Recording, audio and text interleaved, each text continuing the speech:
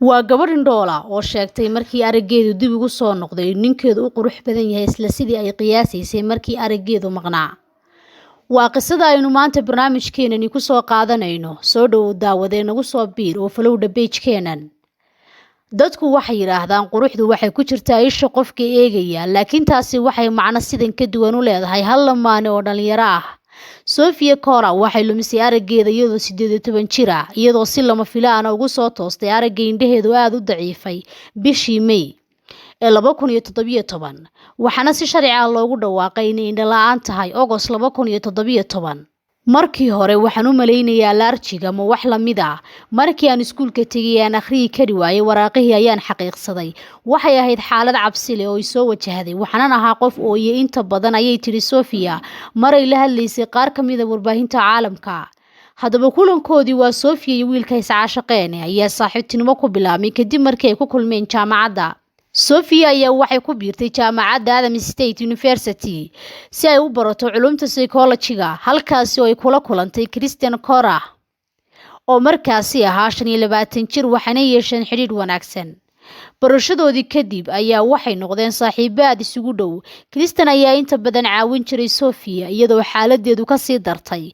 Markii dambe xataa waxa uu baaritaan ku sameeyay xanuunkeeda, bal in la heli karo qalliin si ay araggeeda dib u hesho. Dadaal badan oo uu sameeyay Christian Cora ayaa 5 toddobaad kadib waxa uu helay lacag ku dhow 19,381 oo uu qaabab kala duwan ku soo helay. Sofia ayaa qalliin gashay bishii Oktoobar ee 2018. Qalliinkaasi oo lagu guuleystay ayaa waxay indhaheedii dib u heshay bishii August ee sanadkii 2019. Aragtideedu waxay ahayd mid si tartiib ah u bilaabantay inay soo noqoto, laakiin markii hore waxay ahayd mid aan fiicnayn ilaa aan ka bogsaday, ayay tiri mar ay la hadlaysay wax yar kadib markii ay ka soo kabsatay qalliinkeeda. Sofia waxay xaqiiqsatay inay dareen u qabto Christian, iyadoo jacaylkeeda shaaca ka qaaday bishii Oktoobar ee 2020. Christian iyo anigu waxaan si fiican u xidhiidhnay kadib markii aan qalliinka ka soo baxay oo ii qaaday guriga. Xilligaasi waxaan ogaaday inaanu jirin qof isaga iiga dhow oon ka heli karo dareenkaan isaga dhankiisa ka helo. Markaasi ayaan go'aansaday inaan u sheego waxaan dareemayo. Sofia ayaa sidan tiri maray la hadlaysay saxaafadda, waxaana sii raacisay hadalkeeda. Waxa ii muuqatay quruxdiisa iyo sida uu qosolka ugu wanaagsan yahay. Runtii waxay ahayd mid la yaab leh markii ugu horeysay aan arko, waayo waxaan si kaleer u arki kariyay wax kasta oo wajigiisa ka muuqda. Waxaan ogaaday inuu qurux badan yahay isla sidii aan ka filayay, laakiin anigu waxaan jeclaaday shakhsi ahaantiisa, ma aanan jeclaan muuqaalkiisa qurxoon, ayay tiri Sofia.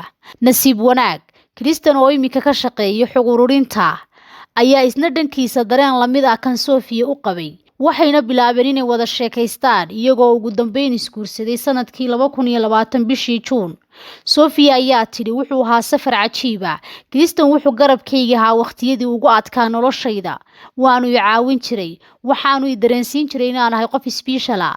Taasi ayaa keentay inaan aad ugu dhawaado. Christian ayaa dhankiisa isaguna ku raacay hadalka ay xaaskiisu ka dhawaajisay, isaga oo sheegay inay ahayd qof aad u adkaysi badan, isla markaana qiray inuu isaguna dareen u qabay isla bilowgiiba.